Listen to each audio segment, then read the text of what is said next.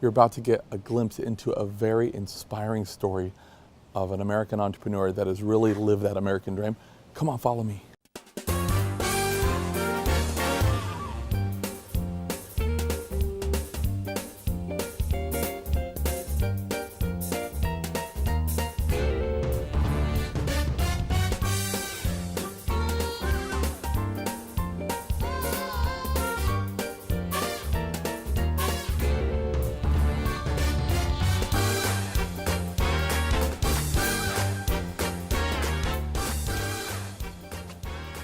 I've never been here. I hope I have the right house.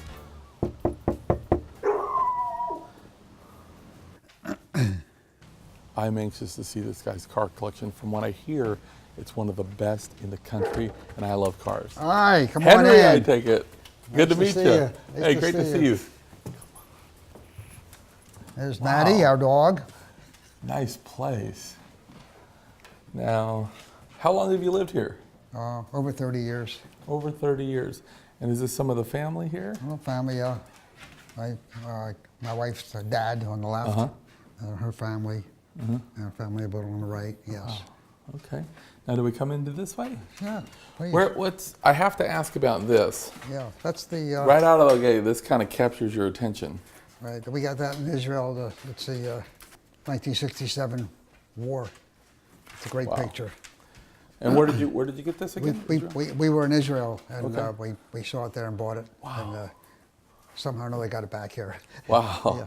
So Henry, I appreciate you having me out to your home, the hospitality of being here. You know, I've been wanting to connect with you for a while. I read your story kind of online, and I know that you've had a really immense career in business as an entrepreneur. Before we get into all that, though, I want to talk a little bit about, you know, where you're from and how you got started. Okay, it's not a big story. My mother and father both were born in Germany. I was the first born here in the United States, first and only to my parents. And then before you know it, it was World War II. Yeah. And my dad was in the war. And then it's 1945. And at that time, they didn't have any roots here or really have any money. So they were fortunate to get the government housing project because my father was a vet. And that was over called the Abbotsford Homes in Philadelphia. And probably 800-900 families lived there. And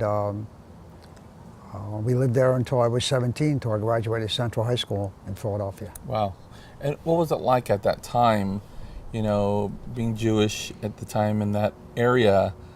I've only know a little bit about the history, but was it? Well, I would say in that area, as far as I know, I was the only Jew that lived in that project. So I didn't promote that very much. Yeah. Because I liked living and I wasn't the biggest guy in town. But it was great. It was just a great time. The interesting thing was that the school I attended, Central High School, was predominantly Jewish. It was a special school and you had to take a test to get there. And so that was predominantly Jewish. So my life every day flip-flopped back and forth. And I did that just forever. And it was just normal for me. Sure. But it was quite interesting as you look back on it. But the housing project really was the start of my business career. I went to work for the little store there at $10 a week. And when I was 16, I asked the owner if I could develop a delivery business, because most of the people that lived there didn't have cars, and it was the only game in town. Yeah. And it wasn't like you see it today. So I would collect lists of my customers. They would write it out, and I'd pick it up, or they'd bring it in, or one way or another we'd get it. A lot of people did have phones, and I would delivery. I was delivery all day Friday after school and all day Saturday. Wow. And I made a lot of money. Poor people really tip well. Yeah. And the bigger problem I had was I didn't have any time to spend it. Yeah, that's a good problem. So you're 15, 16 years old. You kind of got that entrepreneur bug. Had your parents been entrepreneurs, or where do you think that kind of came from? Or was it out of necessity of? It was just, I don't know if it was out of necessity. It just seemed like the normal thing to do. And if I wanted to keep up, particularly with the kids that were my friends at Central, Oh, yeah. They always thought my father had money because I always had a nice car, and it was just, and I never really gave it a lot of thought. Yeah. To be honest, it just morphed into doing that. Yeah. And I liked the idea of being independent and always having my own money. So I was able to pay for my own college and my own car, whatever I wanted to do. I didn't have to ask my parents for any money. Now, Mann Corp, I know, is doing business essentially all over the world. Where did you start? Well, I started as just Henry Mann. It was just Henry Mann Company, then incorporated, and it morphed into just shortening names and so forth. Yeah. But I really just started, I sold my Corvette and moved back to my mom and dad and started in a little, very small room. It was only a house of 3 bedrooms total, 1 story. And that's where I started. I was there about maybe 6 or 8 months, and my dad was concerned about the zoning or neighbors. Running a business out of the house. He was very concerned about anything that had to do with police. And so I found a little place for $100 a week that I shared with somebody else. And at that time, I noticed in the newspaper somebody was going out of business, and they had a printing press and a lot of things that were used for mailing. So I bought all that stuff, and I brought it to this new location that I had. The only problem was I didn't know how to work it. So I went to, I think it was Addressograph Multigraph, and I went down to look, posed as I was going to buy something, but it didn't work. But what I did is I went to the local high school and hired somebody who was taking printing there, a kid that was taking printing, and he came in and made that thing hum. And that was the start of the actual direct mail business. Wow. So at that point I had 1 employee full-time, 1 lady working for me full-time. I was starting to pick up a few products to sell, and I knew that it was just a great time, and I couldn't conceivably visit all the potential customers that were out there. So I just went into this idea of putting the information on paper along with the prices. And that was revolutionary back there, I got to tell you. Nobody did that. And this was approximately what year? 66, 67. Wow. I have catalogs that are dated 1967. Wow. So you've been in business over 50 years. Yes. Wow. That's quite something. So obviously going from this, you were kind of like the home-based business guy before running a home-based business was I was out of the home pretty quick. But started in a very small space and scaled. Happy myself. It scaled fairly quickly as I had to develop product lines. The first thing I did was go to Europe, and with my last couple bucks, I flew to Europe, and I needed to get a line of tweezers because I saw that was very big in the microelectronics, in the electronics industry, and I was able to work out quite a few relationships there in Switzerland, whereby they would stamp our brand on the tweezer. So a key that I've always lived with is brand and direct selling. Yeah. And it started back then. And so you were a young guy at this time, very young. Were you getting on the ground and going to Switzerland or going to these places yourself? Well, what am I now? Yeah. You're quasi-young, young at heart for sure. I think that I've always been very focused on brand, to have our own brand and keep that brand strong. Yep. And that, of course, refers to quality and service and everything else that they talk about today, and direct sales, so that you're directly involved with the customer. And in most cases, I want to be directly involved with the manufacturer that's producing the product for me, or ourselves who is manufacturing it, and the customer directly. Yeah. And that's the quickest way for distribution, the most expensive way, not the quickest way for distribution, but to me, a very effective way. Effective. And so a lot of these, partners that you're working with, or suppliers, or whatever you want to call them, they're in different countries. Are you physically getting on the ground there? And yes, I would always visit the people that produced the products for us. So I had 1 or 2 manufacturers in Switzerland, 1 or 2 in Germany, 1 in Holland. They were the primary countries. The problem was their items were slightly competitive. They were different variations of the same item. and I had to get them. I had to mix them together. That was the difficult part because they viewed the other party that I dealt with as a competitor to them. But in Gotcha. America, I mixed it all together under the Mann brand. And then I mixed that. Then I started to also manufacture. Then I ultimately moved into my first building, and opened a machine shop, and started to manufacture some of our own products. So it was a combination of some of these things that were branded, were made for me under my brand overseas, and the products that we made ourselves. So today, talk about the scope of the products that Mann Corp actually sells, or at least some of the main products that you guys Well, are. today, the obviously electronics industry has changed substantially. It was all known as through-hole back in the day, and that was where you had the components that went through the circuit board. Today, it's all surface mount, which means the components are just directly applied to the circuit board, and they adhere without any mechanical necessity. So that's called surface mount technology. So we have a full range of surface mount technology machines. We generally address the small, medium range customer. Again, four of the reasons are that number one is that a great deal of the manufacturing isn't done in America. Right. So most of the manufacturing that has been performed here over the last years has been with the small, medium range companies, so they'd be most comfortable in dealing with our equipment. And some of your clientele, like what application are they using these boards for? Originally, we marketed our equipment more to the contract manufacturer. Yeah. So he would then have various customers that required circuit board and circuit board equipment. Sure. More recently, we've really gone directly to the end user, or the OEM. Yeah. So somebody that's actually designed and manufactures their own product. And a lot of times they're very entrepreneurial in their own right, and they don't want to give up the drawings and the inventions that they have.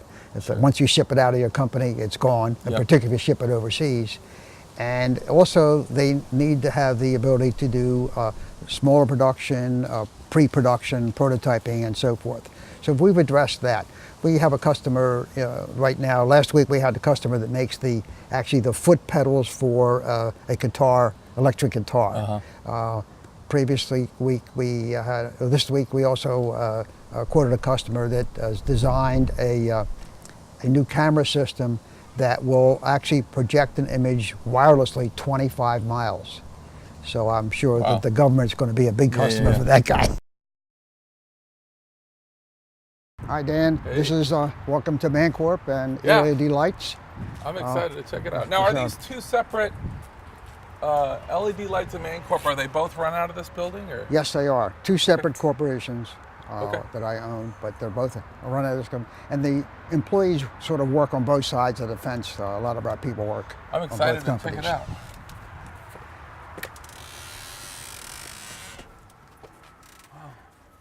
Well, welcome to our office. I'm glad we're hitting you on a Saturday too, so we don't have to. I'm sure it's pretty hustle and bustle in here during the week. Yes, it is. So over here we have some of our actually newer employees. We have a lighting engineer. I think he celebrated his 32nd birthday this week. One of our coders for the back end of all the online materials we do, and all the internet, and sales associate over here. Over here, this lady here works on our LED lights company, RMAs, customers, contacts, and so forth, reviewing all the orders. And this is for Mann Corp, our office manager, and takes care of all the purchasing and so forth for Mann Corp.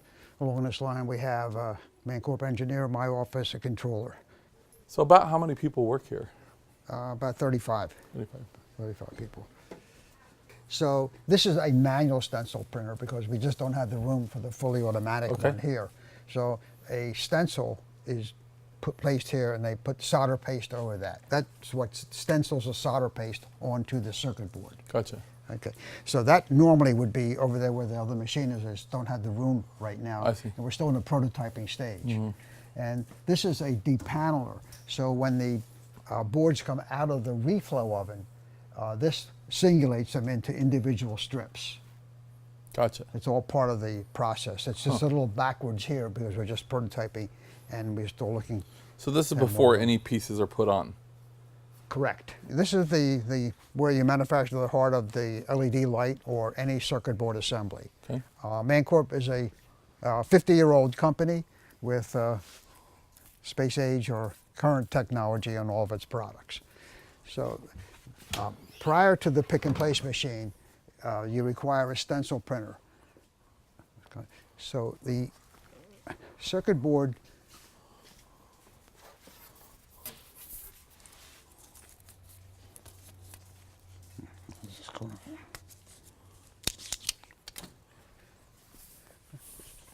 the circuit board does not have the parts on it, so the stencil printer places the solder paste on the circuit board.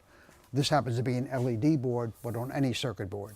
Then that is put into the pick and place machine. Again, that's usually an automated process. The pick and place machine has a lot of very complex mechanisms. It has 3 pickup heads. It has cameras upside and downside, so it can shoot down and up, and it's all controlled electronically. So placing these parts is very critical. This machine places about 10,000 parts per hour. Wow. And there are machines that place less, and there are machines that place more. These are made in Germany, and they're part of the overall process for making the machine have extreme accuracy. Gotcha. These are the parts. Now, normally machines are filled with many different parts. This is just for our prototyping of the LED boards. Okay, nice. So this is the pick and place. Very cool. There's a lot of square footage here. We have about 18,000 square foot now, and we're moving to 33,000, we hope, shortly. So you, I know you're buying several buildings. What's the purpose of, did you buy a building and then you just bought another building? I bought one building, and the building wasn't ready, so I'm looking, and I just made a contract for a second building that's twice the size of this one, 33,000 square feet. Gotcha. Where we will ramp up our manufacturing, we'll ramp up our robotics assembly next year, and our entire staff will be housed there. We're going to redo the entire building to consolidate everything into one space. Right, and Nice. to make it suitable for most of the type of ages of the employees that are coming on board, that are onboarding. Yeah. What are the future plans that you guys are working on now to expand? I know you're We have some great future plans. Yeah. Well, most of the people that work for me are worried about my future plans. They think I move a little bit too quickly. For them, all the 25-year-olds? Yeah, all the 25-year-olds, they're a little worried. But our future plans are, we're already starting to manufacture the LED product on our own equipment. It's a logical transition. We already make and sell these machines, and our technicians are well versed with them, so we know that technology straight up. Sure. And we kind of now know the lighting technology as well for selling the imported product. Sure. So we already have made our first prototypes, and we'll be applying for ETL and UL certification. We've hired a lighting engineer, additional techs, and additional people in the background on the marketing and the side, the social media side, and so forth. So we're building it out on all fronts. On the sales side, online business. We've also now have another part of our business that is planning, whereby we go into shopping centers or car dealers and we do the entire lighting plan for them, Nice. Bringing in all the fixtures that they need. And we do that free of cost for anybody that buys from us.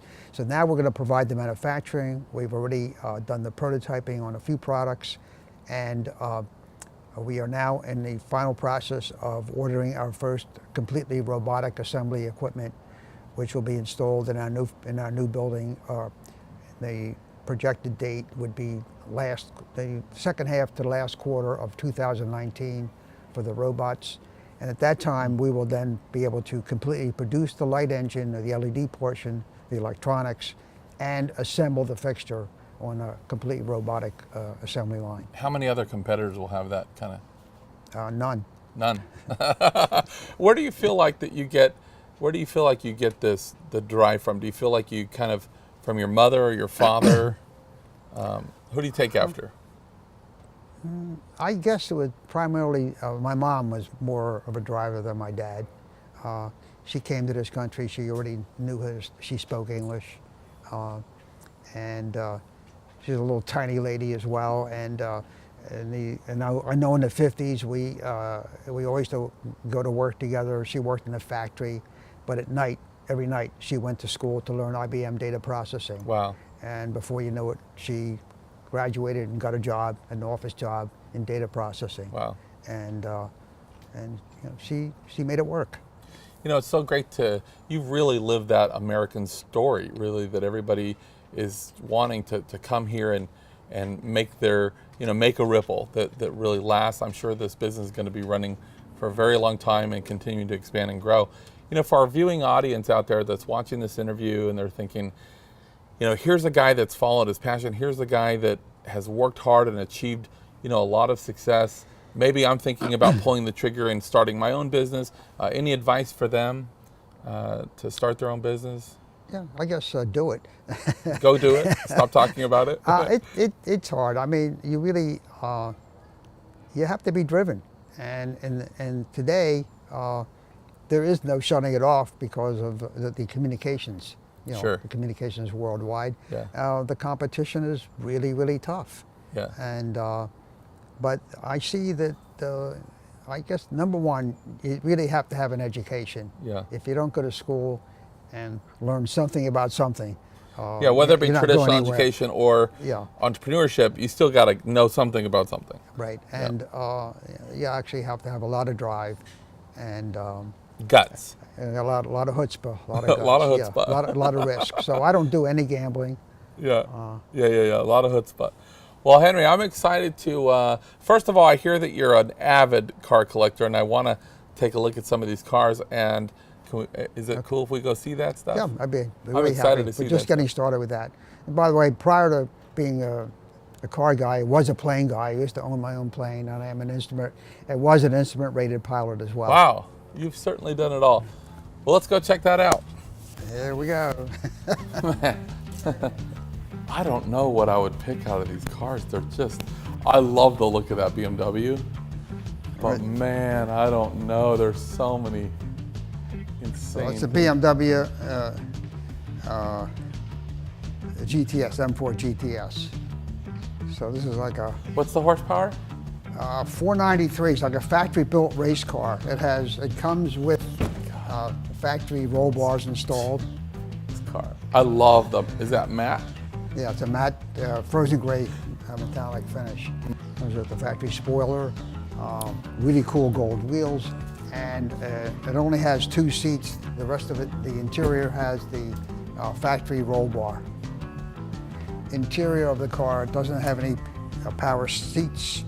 It has a pull strap for closing the door, a lot of lightning or items that will make the car lighter. This is the Z06 Corvette with the Callaway add-on that takes the original supercharger and changes it to the Callaway system. 657 horsepower, 650 foot-pounds of torque. Again, a carbon fiber hood, a lot of great looking car, just a phenomenal looking car. Now they have coming out with the new ZR1, this is the Z06. So Callaway is would be an aftermarket tuner. I know Reeves Callaway would appreciate the opportunity to show his wares.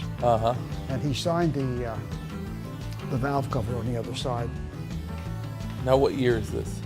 It's actually a 2015, but it's a current model. Oh, yeah. I usually buy the cars as soon as they come out.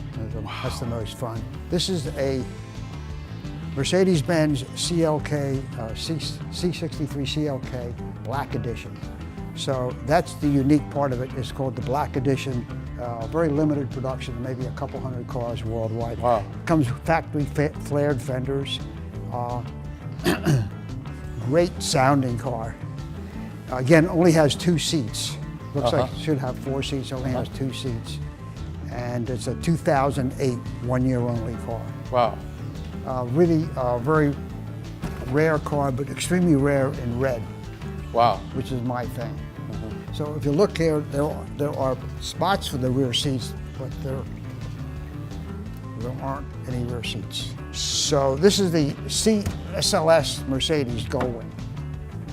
This is an iconic car, 2012, and it's just a beauty. There's nothing like it. This is the Acura NSX in Valencia red with an all-white interior, which is a very special edition. This paint is...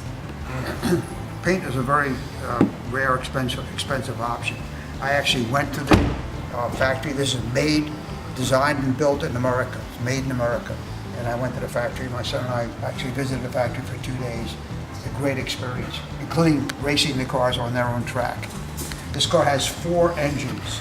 4 engines? Yes. 2 electric engines in the front that drive the front wheels. The 2 turbocharged V6 plus an electric engine behind that. So it has 4 engines. 3 electric and... This car makes me weak in the knees. Well, it's probably the easiest car I have to drive. It's an amazing car. To drive? Oh, because it's just so smooth. It's a 9-speed automatic transmission. It just hooks up and flies because the electric motors start first. And it's a wonderful car. You can read a lot about that. Now, honestly, how often do you drive? Well, not that often, because I work all the time. The weekends, it either rains. And that's why you have these cars. It rains or whatever else. And so it's really hard. And it's difficult, too, to just jump into them because they're all different. I think 2018 was the Dodge Demon.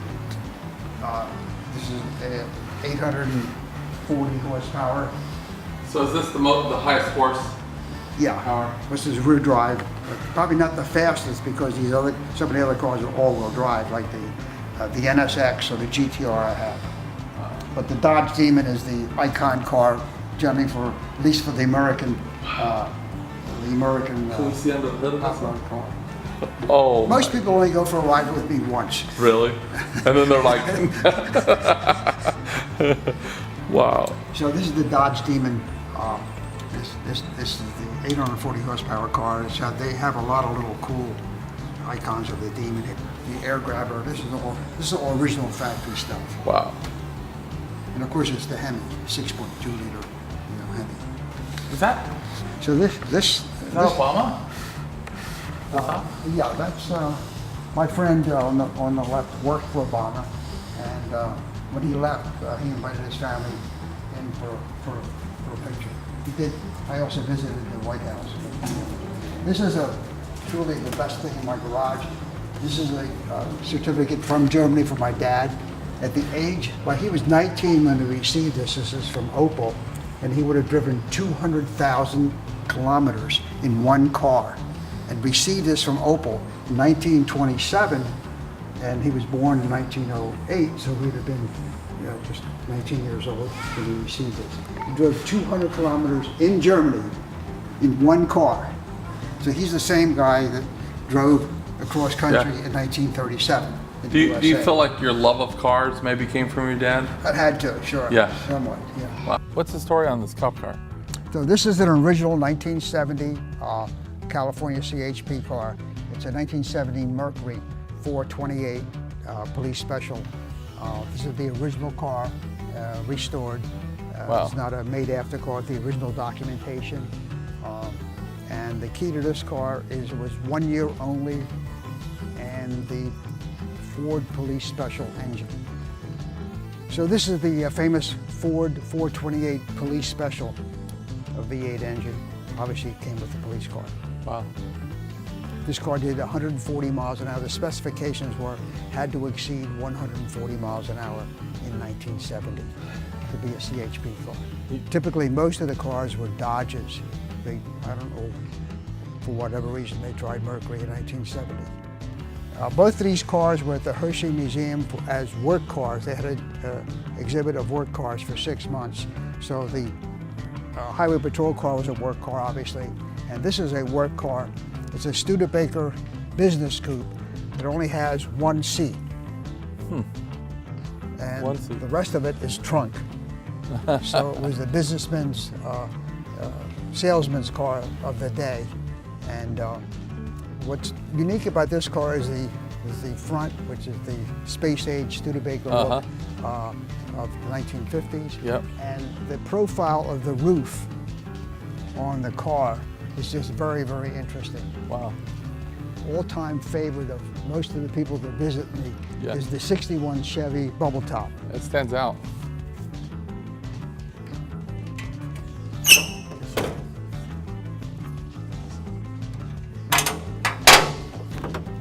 It's a Chevy Super Sport, dual 4-barrel carburetors, 409 horsepower. This is the 409. The song was my Chevy 409. Uh-huh. This is the car. 1963 Avanti, first year for the car, designed by Raymond Loewy for Studebaker Corporation. This car is fiberglass, has a space age design inside. Again, 1963, and I'm in love.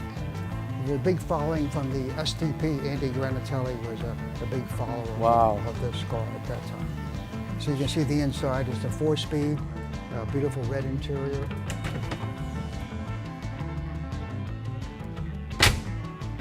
And the engine compartment, super clean. Oh my Came with goodness. chrome valve covers and air cleaner, and it does have factory headers. This is a 289 cubic inch car, engine, 289 cubic inch engine, and the horsepower I think is 245. You just don't see stuff like this driving down the street anymore. If I saw this, I would be like, what was that? My mind would be absolutely blown. The original car was made 2 years. The original car, '63, was the round headlights, Uh-huh. which are really spiffy. Oh, man. They changed them to square headlights, and there's a few other changes Uh-huh. for the *64s, and then they stopped manufacturing the car. Subsequently, a number of different people acquired the rights to manufacture the car over the years, and but it was never the same as the original Sure. car. Everything about this car is just, it's so sexy. It's so amazing.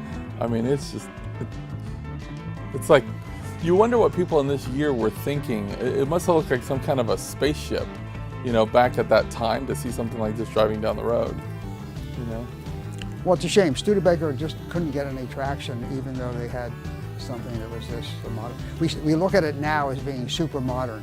Yeah. It's hard to say what they looked at, how Yeah. it was looked at in 1963 and 64. Oh, man. This is the love of my life, is our 49 Oldsmobile convertible. So it's a Rocket 88 Olds. The big thing about this car was the original,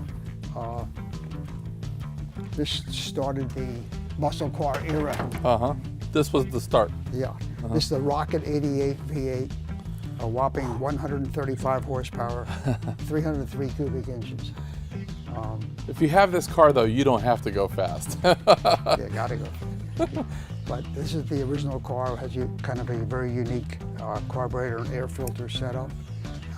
Wow. And they still today have the same architecture for the V8 engine. You know, overhead valve, V8 engine. This was the first year. Chevrolet came out with an overhead valve V8 engine in 1955. Ford 1954. But Oldsmobile and Cadillac had it in 1949. Right.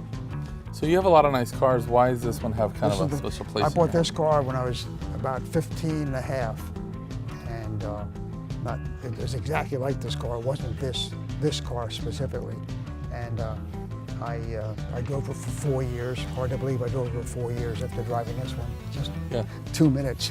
But I drove it for 4 years. It was convertible. It was a 4-speed automatic hydromatic car, and I believe I showed you pictures of it where I did some modifications of all back in the day. You always took all the chrome off, de-chromed it, put dual exhaust on the car, and other modifications.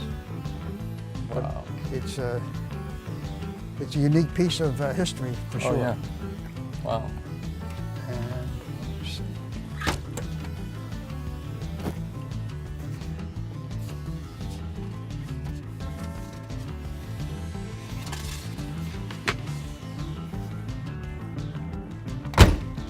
Well, this is the piece I always like, which is the rocket engine.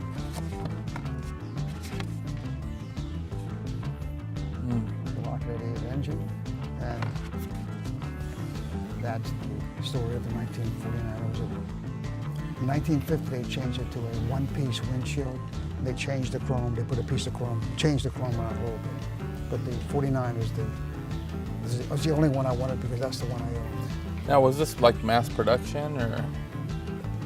Yes, I mean it would be mass production. I don't know exactly how many they made. Yeah, you don't see them much. No, I don't mean. I think it was a relatively expensive car back then. Yeah. I bought mine in 1955. Saved the one money and bought it in 1955. Wow. So what's this like actually driving down the road? I noticed the steering wheel is a little bigger than they make them today. I'd say driving this down the road, it's a little bit of a nostalgia, but it's pretty dangerous because it's so heavy. Yeah. I don't know about the braking system and the transmission, so you really have to be careful driving this. In fact, I don't prefer to do that because I don't want to have an accident. Sure. I really don't want to mess up my car, and especially at this point, a nostalgia piece that can look back on, and so it's not that easy to drive these old cars. Sure. Particularly when you're surrounded with nice new stuff to drive. Sure. And you mentioned, nostalgia to look back on. Let me ask you, when you look back on, starting your business when you were a very young man and, out of the home, and then all of a sudden you have these buildings, you have, your passion of all the cars, you're doing business all over the world, you have the name of your company, all these machines and these innovative young people now kind of taking the ball and branching out into different areas. What's that feel like to sit back now and look at what you've created? Well, obviously it feels good. I can't say I'm sitting back. Yeah. I don't like that part. I'm still looking forward. I think there's a great deal still to be done, and a lot of fun that we had, money to be made. I think it's been interesting to see it over the various decades of progress within just the world.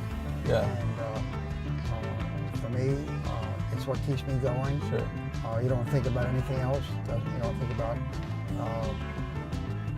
what pills you take or what ailments you have. You just think about what are the tasks and the visions you need going forward, and what is going to keep your family and employees in a cohesive unit.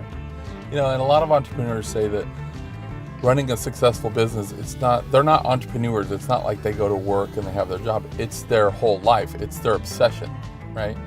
Is that a fair assessment for you? That's true. You do live it, more than 8 hours a day. You live it from the time you get up in the morning until the time you go to bed at night. And of course, today, that's a whole lot easier because you're just receiving phone calls and texts and whatever other messages just all the time.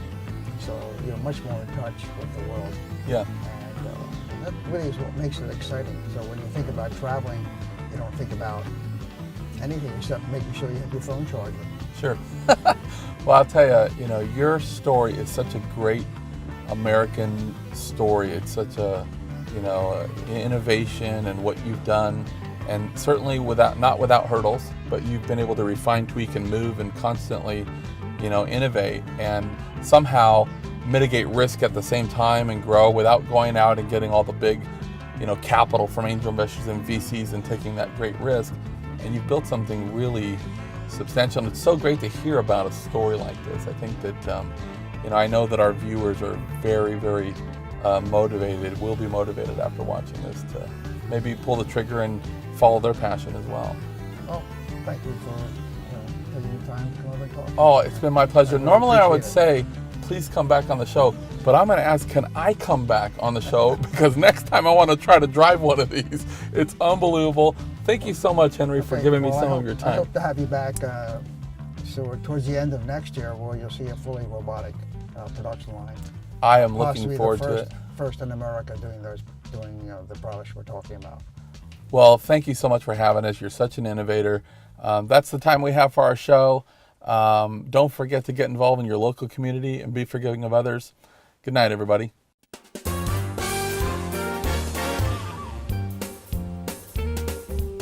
So this is where I started, in this little room. And and that was my first company car, a 67 Dodge station wagon. And I have one being restored right now. Oh, wow. So that was the beginning here. We quickly, my dad was concerned that I was working out of the house and would have a problem with the neighbors or some of the township people, but Sure. there wasn't not much activity going on yet. So you were running a home-based business before it was popular. Yeah, for about 6 months, Yeah. till he kicked me out. Wow.